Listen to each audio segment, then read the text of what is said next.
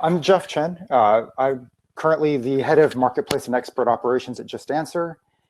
Prior to this, I was spending 16 years developing two of the largest marketplaces in the world and growing them. I started at eBay for 9 years and was really part of the turnaround team that improved trust from a low point to a high point. And then I spent another 7 years at Upwork, leading their trust and safety team, essentially establishing the infrastructure and the platform for quality outcomes, which led to a nice and successful IPO in 2018. So the quick agenda today is I want to take everyone through just a quick trust and risk, reputation landscape, go through some segmentation methods on how we can improve overall quality. And then I wanted to share some real world applications that any of us could actually do today to grow our marketplaces. So trust takes years to build, seconds to lose, and a lifetime to repair. When I was at eBay, I would frequently talk to NPS detractors to really understand what was so poor about their experience and to see what could we do to improve the outcome. And I was speaking with this one woman, Amy, who lives in the Midwest, and she's an antique collector. And she was looking for a specific plate with a certain design and color on it. And she eventually found it on eBay, and she was really excited, and she purchased that item. She waited about a week for it to arrive, and it didn't arrive. And so she assumed that it's a very delicate, special plate, maybe that took a little bit longer to package and ship. And so she waited another week, and 2 weeks went by, and no plates. And so she contacted the seller and said, "Hey, just curious if my plates are on their way." And the seller said, "Oh yeah, don't worry about it. It's shipping." 3 weeks, 4 weeks. Eventually, she gets her plates, and it arrives. And she's opening the box, and she's really excited. And it's not packaged particularly well, but the plates did come intact. They weren't broken, which is a good thing. But when she started looking at the plates, it was the wrong pattern and the wrong color, and she was pretty upset at that point. Not only did she not get the plates she wanted, but she also was, she lost weeks waiting for this. And I asked her if there's anything I could do to make it right for her. And she said, "Oh, no, don't worry about it. It happened 2 or 3 years ago." And I said, "Wow, okay, well, how have your transactions been since?" And she said, "They've been fine." And then I proceeded to ask her, why were you a detractor? Why did you rate us so low on the feedback scale? And she said, "Every time I buy, I'm now worried that the same experience is going to happen." And that ultimately led to her lack of trust in eBay. And so let's say I'm Amy, and I'm now going to buy something else on the internet somewhere, and I find a person, and they're a 4.4 star person. The question I have for everyone is, would you trust this person? If the world was normally distributed, meaning there's a few people at the top, few people at the bottom, and there's a big congregation in the middle, in a normally distributed world, 4.4 is the top 10%. However, we know this is not always the case, and the world is not normal. If you look at Yelp, for instance, 68% of ratings are 4 stars or more, and 50% are 5-star, perfect 5-star ratings. So there's a very large skew towards the top end of the marketplace. On Uber, 4.6 is actually borderline. So when you're taking your next ride, 4.6 is the determining factor of if you're going to be successful or have a nice ride or not. And again, 4.6, this is all 4 stars plus more than half of the 5th star is still only borderline. And then we look at eBay. eBay uses a numerical scale, and there are 3 percentage points that actually differentiate a perfect outcome from a somewhat poor outcome. And because it's so minute, it's almost indistinguishable between good and great or even good and horrible. And what we end up finding is that in reality, the feedback scores are shifted and skewed towards the top end, the 5, the perfect 5s, that 4.4 now becomes the bottom 10%. And the ultimate crux is that expectations don't always match reality. But there are many common segmentation strategies that we can use to make reputation more reliable. 2 are using performance signals. Typically, it's historical performance signals. What have you done in the past? It could also be, what are you likely to do in the future? The second one are user intent signals. These are people who self-select into a certain category. They either opt into ID Verify or they pay for a membership. And what you typically find is that people that opt in and they put some skin in the game and they have a vested interest in themselves and the business, they tend to perform better. But for today's conversation, I'd like to focus on the performance signals because that's a lot of the data that we already have, and it's a lot of things that we can do very quickly and effectively. And so when we look at feedback and reputation, we've gone through kind of an evolution. In the first generation, it was full transparency. It was public feedback. I would leave you feedback, you would leave me feedback. Either of us could go first, and we would both see what each other left. And that was nice. It was a start. The challenge is it created an environment of retaliation. I would not leave you feedback until you left me feedback. And if you left me negative, I'm going to leave you negative. And so it was not very accurate. And it also pissed people off. They were very upset when that happened. And so as the feedback system evolved in the second generation, you have companies like Upwork who use the double blind system. They would have both parties would leave feedback, but they couldn't see the other side until they've left feedback.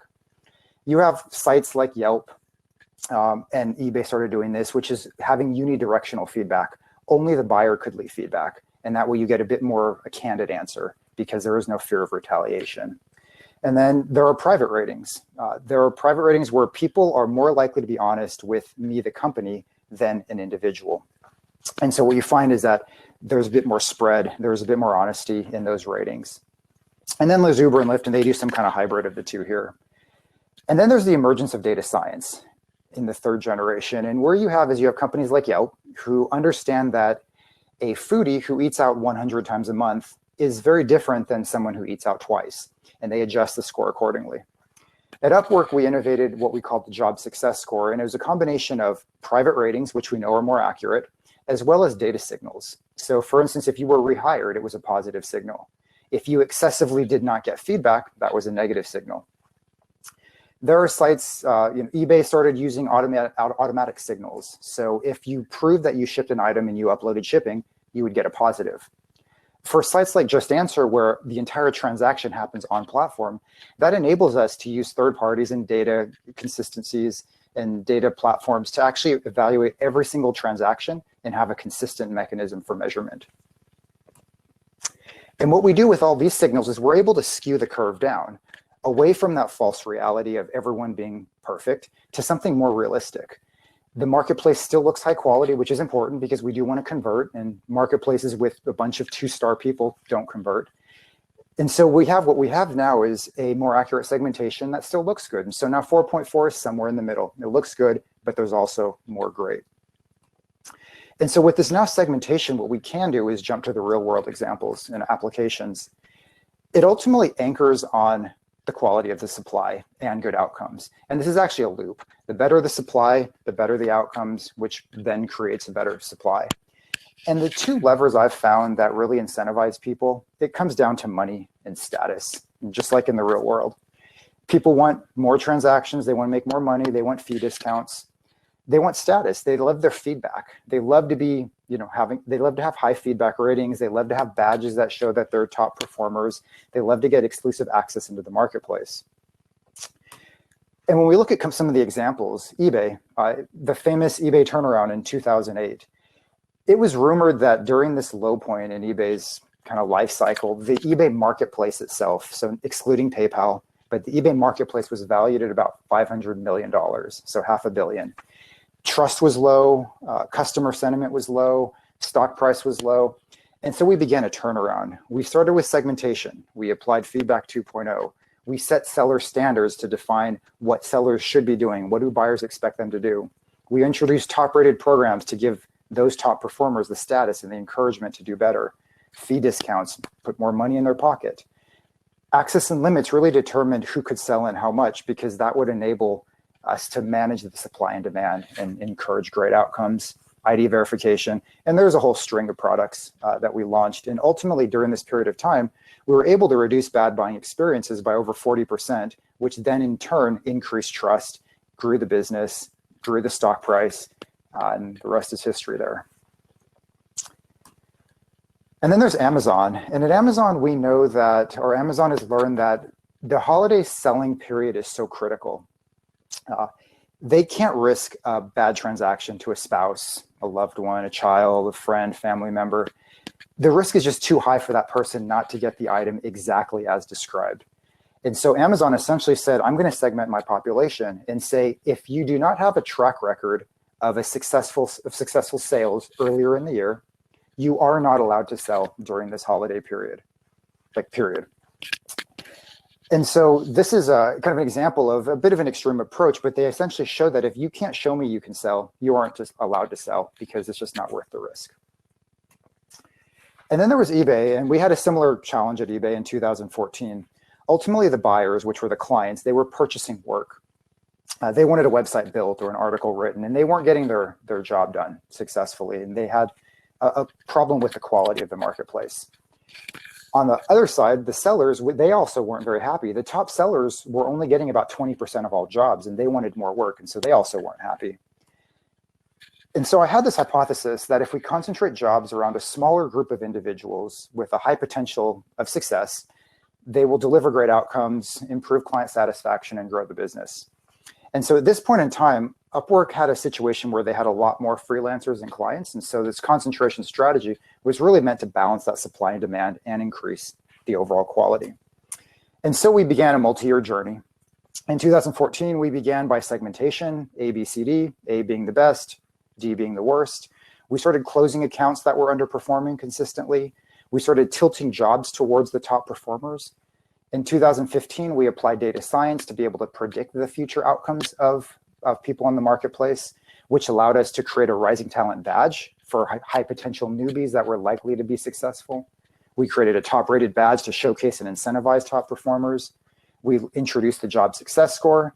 We also removed 5-star because we kept getting complaints about I hired a freelancer who was 4.4 stars and I got a bad outcome. And it was very surprising for them. And for me internally, I'm saying, of course you did, because that 4.4 is 2 standard deviations below the median. So we just removed that 5-star so there wouldn't be any confusion. We started demoting the underperformers. In 2016, we one-upped each of those programs, developing 2.0 of those programs. And we also started only admitting high potential talent. Because we had such a crowded marketplace on the supply end, we only wanted to allow people and admit people who would have a likelihood of being successful. Next couple of years, we put a little bit on pause and focused on other areas to prepare for the IPO. Shortly after that, in 2019, we came back pretty hard and we started requiring ID verification for everyone working on the site. And so this meant showing some government ID as well as doing a webcam so I could validate your liveness. And the result was essentially sellers were much happier now. They were able to get the majority of jobs. So their job share increased from 20 to over 70%. So now they're getting the lion's share of work. So they're much happier. Their NPS is over 60. And on the buyer side, the clients were now happier because they were getting their work done. And so on an NPS, we asked a private feedback question, which is very similar to NPS. And on that scale, their satisfaction increased over 20 points. It was something like 40 and went up to 60 and then eventually is over 65. So now we have buyer NPS that was also correlated with this because the NPS question for Upwork was asked right after the private feedback question. Now we have both sides of the marketplace over 60 on the NPS scale. And for those who are in marketplaces, they understand that it's very difficult to have it on par. Usually there's one side happy and one side not so. And so we were pretty proud of this. This was mentioned, I think, over a dozen times in our S1 filing. So that was a pretty good testament to having both sides happy and achieving results on both sides of the marketplace. And so ultimately, if I were to just suggest taking one thing away, it's really that segmentation is important. Trust and outcomes are super critical to a business's success. And one way you can achieve that is to have great segmentation to identify who are your best customers and empower them and enable them to be successful and grow the business. And so in summary, the better the segmentation, ultimately, the better the business. So I think that was what I had. There's a couple questions in the post. I can go and answer some of those. One was, how do you ensure high product quality supply, or do you refer to overall quality user plus product? Is there not always eventually a buyer for some product? So this is a good question. So ultimately on Upwork, we had a product and our product was selling good outcomes. And we did that through enabling the supply of freelancers.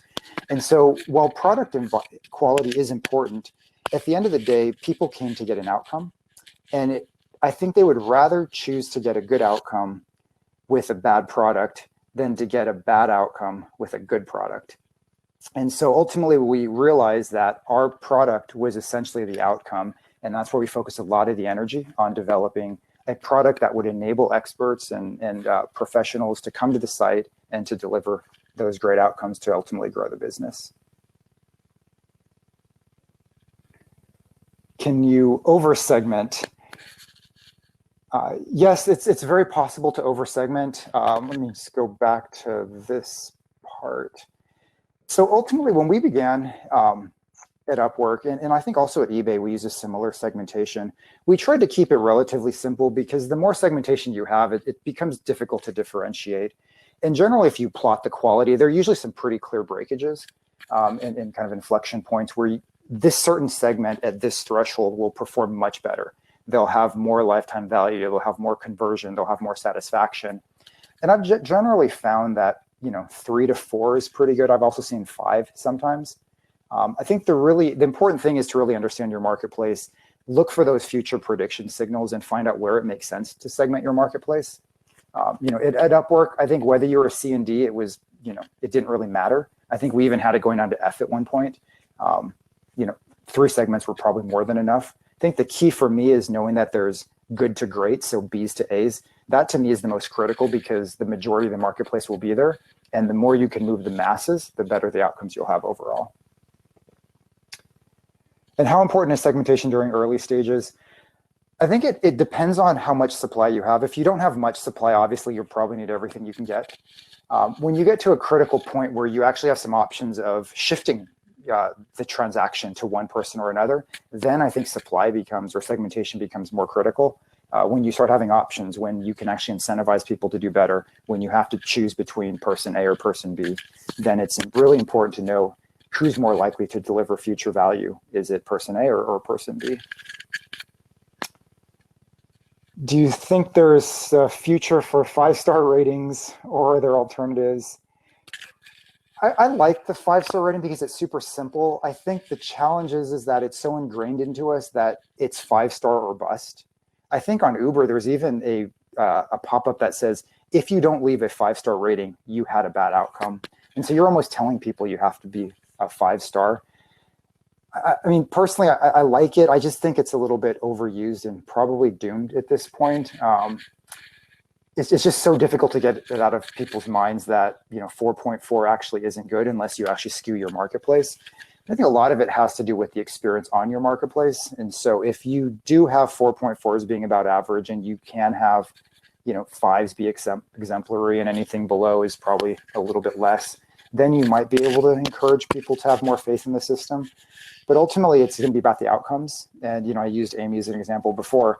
Our customers have such a low tolerance for a good outcome or bad outcome that we can't really afford to have that. So we really have to try to ensure that if they're hiring 4.4 and they expect 4.4 to be good, we've got to deliver a 4.4. And I think the kind of North Star for us is this segmentation should just be visual. Like, we should only have high quality people on our platforms. We should always guarantee or strive for a great outcome no matter who you hire, because that takes the thought away from the customer and it just makes it more likely that they'll have a good experience no matter what they're expecting. Fee discounts with eBay. Is there a concern with power suppliers dominating the marketplace if they're getting more favorable rates? Yeah, this is a good question in terms of, do we build kings or do we build a level marketplace? And eBay has actually gone through both cycles. They started, I think, building kings, and then they went more towards equally distributed marketplace, and then they've shifted back to king building. I think it really depends on, I guess, where you're trying to incentivize people. I think the downside with a equally distributed marketplace is that no one is really vested to be successful, and so they know this is a side gig and they're going to treat it as such. When you build kings, or someone who has a full-time job, they have a lot more vested, and so they're more incentivized to do well. I think it's really hard to generalize this, but it's important to kind of know what life cycle you're at and probably run some tests to find out which method actually has better value overall in the life cycle. But I would say that regardless of which method you choose, it is important to have role models and to have them publicly visible. So whether it's a top-rated badge or high feedback, because everyone is going to know or be curious what you define as success, and they're going to do exactly what that person's doing.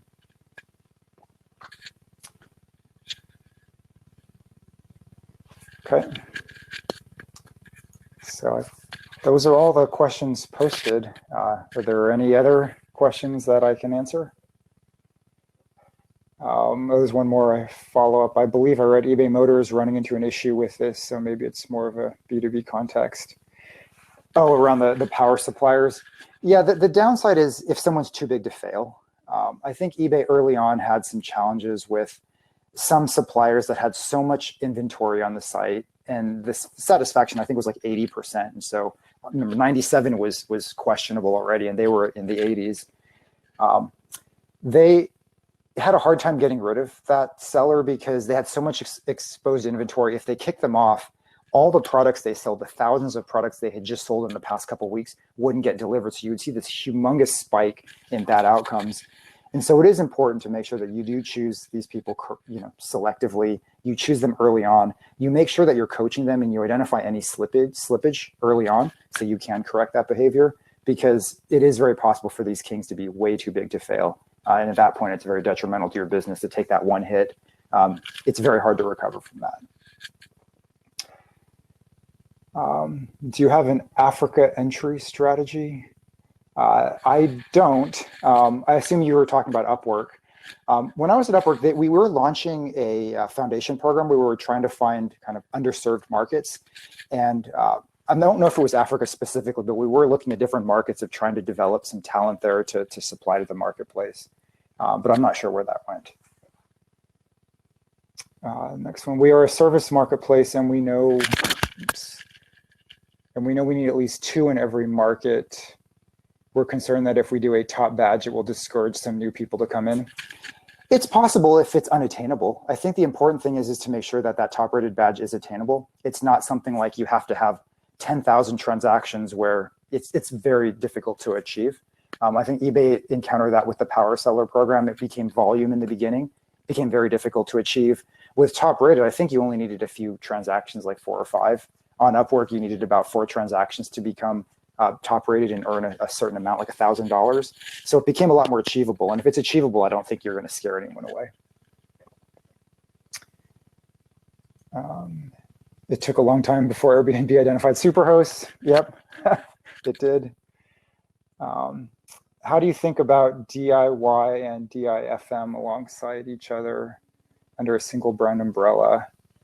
How do you talk about one without cannibalizing? I don't know what DIY, do it yourself, or DIFM. So if someone can clarify that, I could answer that question. In the meantime, what are alternatives to 5-star that are for building trust on the demand side? A lot of it is when you're trying to earn money, I think your biggest question is, will I get paid? And so showing some form of a payment rate or a success rate of actually engaging and hiring, that has been pretty powerful. I know on Upwork, we had a % hire. So for people who interview, how often are they likely to hire and how much have they paid? I think showing intent is really the important thing, whether it's supply or demand. I think on the demand side, it's really about, are you willing to pay? And on the supply side is, can you deliver the quality that I expect? We have both private individuals and businesses on the supply. How would you go about striking a balance? Upwork had a similar challenge. We had individuals and we also had agencies. I think it's important to have a mix. It really depends on what the demand wants. The agencies really can scale much faster, where the individuals are a bit more of the brand. So I think it depends on where the demand is really going for. Are they going for something that's going to scale in huge high volume, in which case you probably want someone bigger. If you want more of a personalized one-to-one interaction, then you would appreciate that one-to-one personalized experience.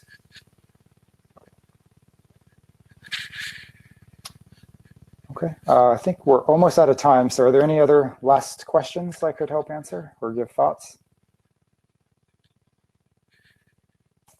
Okay, well, I'm online on the chat, or you can always connect with me on LinkedIn if you have any other follow-up questions. Thanks for attending.